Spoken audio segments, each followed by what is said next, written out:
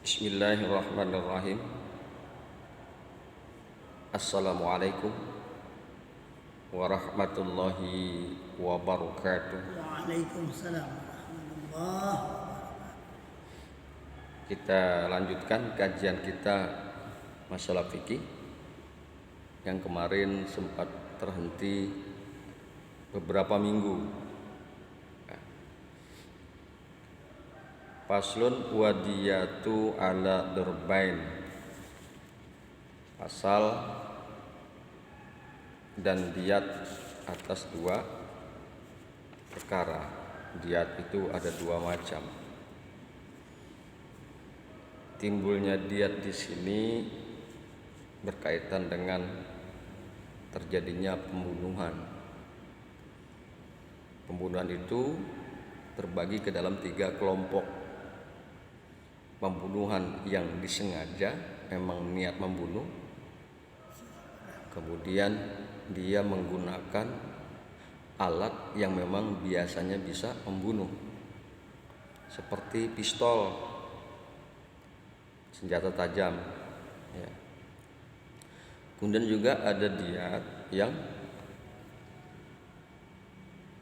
semi sengaja,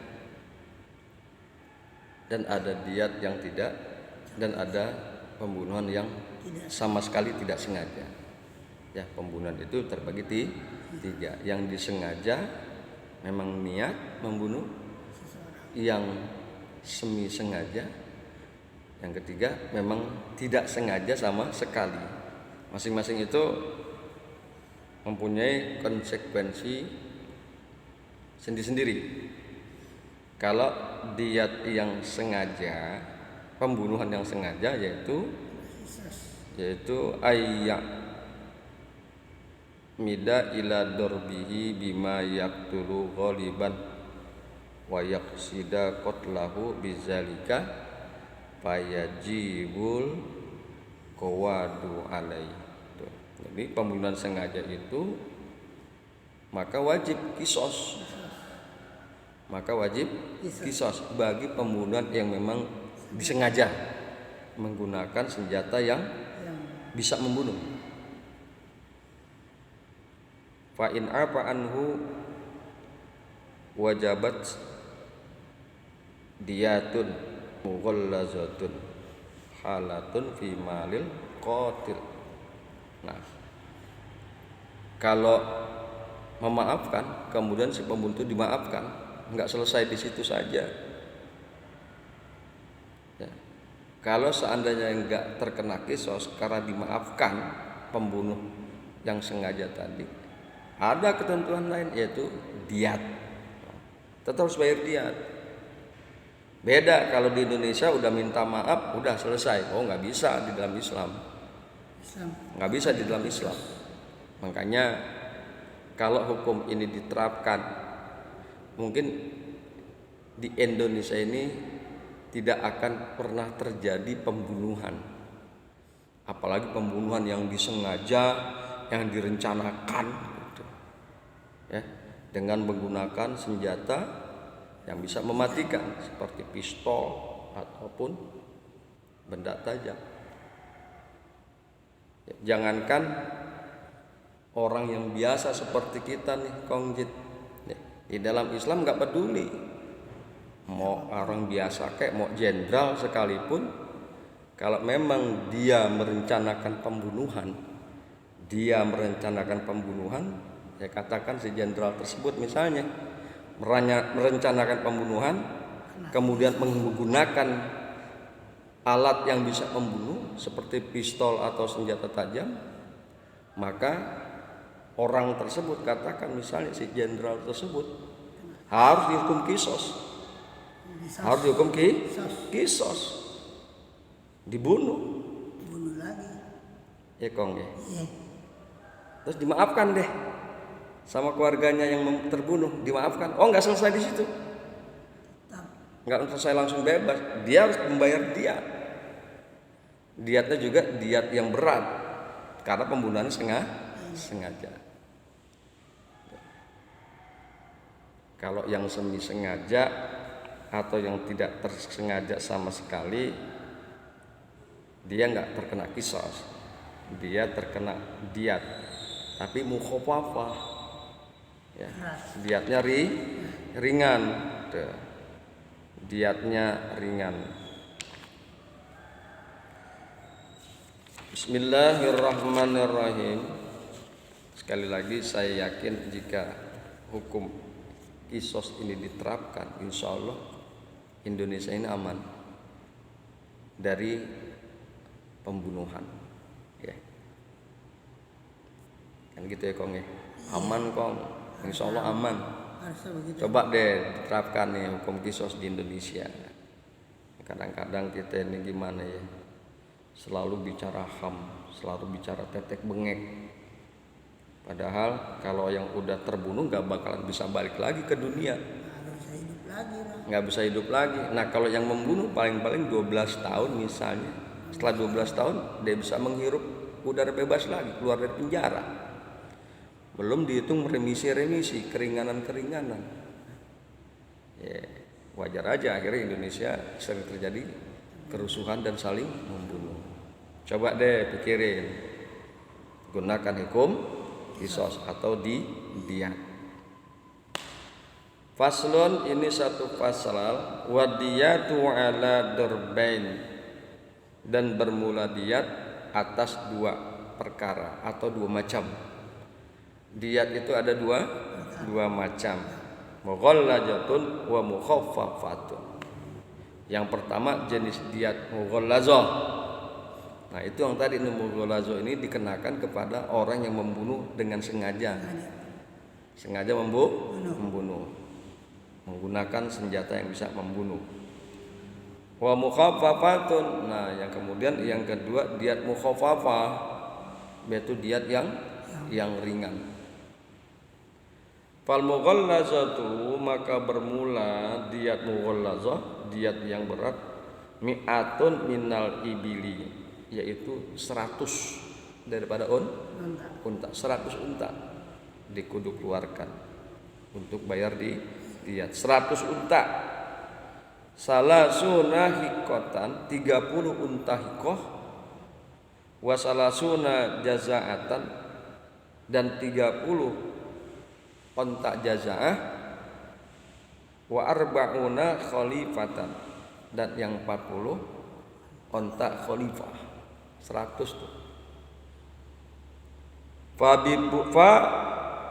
fi butuniha auladuha. Nah untuk onta khalifah ini ada tambahan, yang 40 onta khalifah harus ontanya itu dalam keadaan bunting. Bahkan susah nyari 40 onta dalam keadaan bunting. Satu aja ya susah. Susah. Ya. Di dalam perutnya ada anaknya. Tuh. Nah, inilah untuk diat mughallazah. Diat yang berat. Ya. Wal mukhaffafatu, dan bermula diat mukhaffafah, diat yang ringan, mi'atun minal ibili, ada 100 onta juga. Isruna hikotan, 20 onta hikoh, 20 onta hikoh. Wa isruna jazaatan, 20 onta jazaah. Kemudian wa isruna bintalabunin, 20 onta bintalabun. Wa isruna ibna labunin, dan 20 onta ibna labun. Wa isruna binta makhadun, dan 20 onta binta makhad. 20 berarti 100. Nah inilah diat mukhaffafah, diat yang ringan. Kemudian fa'in udimatil ibilu untukila ila kimatiha, wakila yuntaqalu ila alfi dinarin awisnai asyara alfi dirhamin Wa in gullizat zida 'alaiha as-sulusu. Nah, ini pengalihan.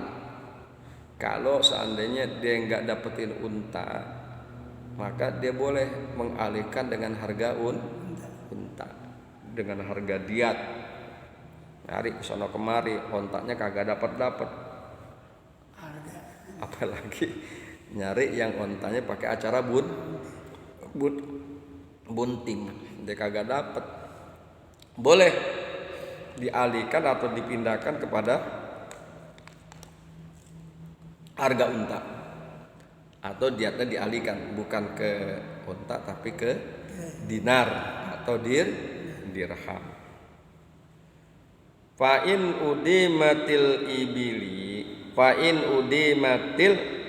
ibilu, maka jika tidak terdapat onta, enggak ada onta, enggak didapatkan itu onta, untukila ila qimatiha, maka dialihkan kepada harganya. Wakila yuntaqalu ila alfi dinarin, dikatakan dialihkan kepada 1000 dinar, harganya 1000 dinar. Awisnai asyara alfi dirhamin, atau 12.000 dirham, atau 12.000 dirham. Wa in gullizat zida 'alaiha sulusu, dan apabila diatnya akan diperberat, maka ditambah sepertiga lagi.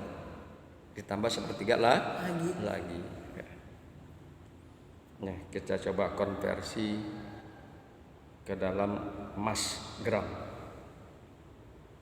Nah, yang tadi kita kemukakan matannya adalah pendapat dalam qaul qadim, yaitu qaulnya Imam Syafi'i waktu beliau masih berada di Baghdad, qaul qadim. Sedang qaul jadid, bila tidak terdapat unta, maka dialihkan kepada harga onta. Jika tidak terdapat onta, maka dialihkan kepada harga onta. Seberapapun banyaknya, ya, karena harganya itu kan kadang mahal, ya udah tetap harus bayar, meskipun harga onta itu dalam keadaan kondisi mahal, kadang harus. Ya namanya ketentuan, mau diapain? Ya, maka sedang qaul jadid, bila tidak terdapat onta, maka dialihkan kepada harga onta seberapapun banyaknya. Ya. Tadi kan 100 yang mughalazo, 100 yang mukhaffafah. Inilah pendapat yang sahih dan bisa dipegangi, karena pada pokoknya dalam diat adalah onta. Inti itu onta. Memang zaman Rasulullah bicaranya onta. Ya. Pada pokoknya dalam diat adalah onta. Maka dialihkan kepada harganya apabila tidak didapatkan onta. Apabila tidak didapatkan onta. Nah, tadi itu disebutkan tuh. Wakila, dan dikatakan yuntaqalu ila alfi dinarin, dikatakan dialihkan kepada 1000 dinar. 1000 dinar. Awis nai asyara alfi dirhamin, atau 12.000 dirham. Kalau kita hitung-hitung nih, kita konversi katakan dengan harga gram emas, ya, gramnya emas. 1 dinar itu adalah 12 dirham. 1 dinar 12 dirham. Coba ya ingetin. 1 dinar 12 sama dengan 12 dirham. 1 dinar sama dengan 12 dirham, kali sedang 1 dirham sama dengan 3,36 gram emas. 3,36 gram emas. Di Indonesia juga ada harga emas, Ekong ya. iya Di Indonesia ada harga emas. Kita konversi nih sekarang dengan harga emas di Indonesia saja. Jadi 1 dinar sama dengan 12 dirham. 1 dirham sama dengan 3,36 gram emas. 12.000 dikali 3,36 gram. Ekong. 12.000 dikali 3,36 gram sama dengan 40.320 gram. 40.320 gram. nyarinya kemana tuh? Taruh deh misalnya yang umum sekarang di Indonesia harga emas 700.000. Itu juga mungkin bukan emas murni kali ya. Iya Bukan emas yang 24 karat.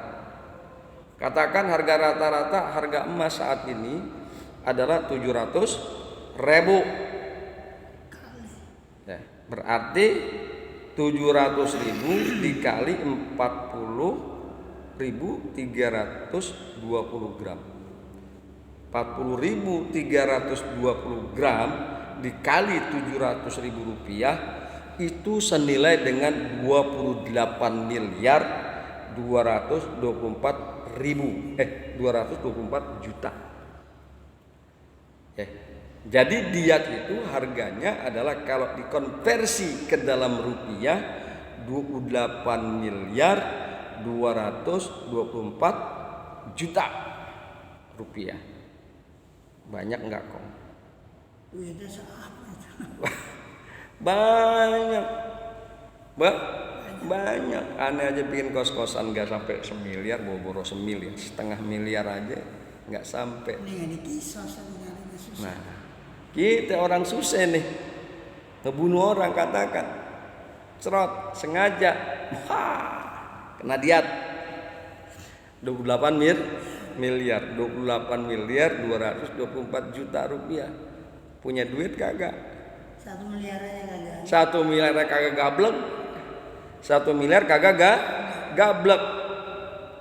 Apalagi 28 miliar 224 juta rupiah. Nah kalau dia kagak mampu bayar, nggak mampu bayar, kisos, bunuh. Mati dah. Bunuh. Dan ini hukum berlaku buat siapa saja. Mau orang biasa kek, mau pejabat kek, pasti kena. Ya kan? Iya. Mau orang melarat kek, mau orang kaya kek, pasti kena. Gitu. Dengan hukum yang demikian ini yaitu hukum Islam. Ya. Mau pangkatnya rendah kek, Tinggi. mau prajurit kek, maupun pangkatnya tinggi tuh, katakan Salah. dalam hukum Islam kena nih hukum yang kayak gini. Nggak mau dibunuh, kisos. Nggak mau dikisos, katakan nggak mau dibunuh, kisos, dia mesti bayar 28.224 juta rupiah. Kira-kira nih begini takut kagak nih orang ngebunuh? Takut lah.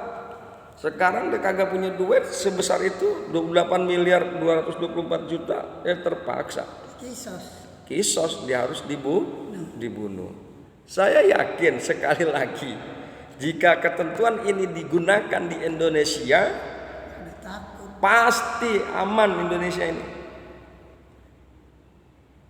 Makanya ada dikatakan di dalam Al-Quran, ditantang oleh Allah, apa hukma zahiliyah ya berguna wa man ahsanu minallahi hukma liqaumi yuqinun. Hei manusia, apakah hukum jahiliyah, apakah hukum jahiliyah yang kalian inginkan? Wa man ahsanu minallahi hukma liqaumi yuqinun. Lantas siapakah yang lebih baik hukumnya daripada hukum Allah? Nah kita ini bicara hukum Allah nih fikih. Ya? Iya. Pasti dengan hukum fikih yang kita bahas tadi masalah kisos dan diat, orang takut membunuh. Mau bunuh sengaja kayak mau kagak sengaja kayak takut. Takut. Tapi karena hukum di Indonesia tidak menggunakan hukum fikih, ya akhirnya Semaunya sembarangan. ngebunuh orang sembarangan, kayak orang tanpa dosa ngebunuh orang, ngebegal orang sembarangan. Tuh. Ya. Makanya sekali lagi dikatakan, apa hukum zahiliyah ia berguna? Wa man ahsanu minallahi hukma liqaumi yuqinun.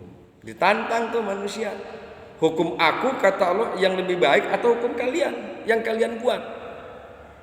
Selain hukum Allah maka disebut hukum jahiliyah.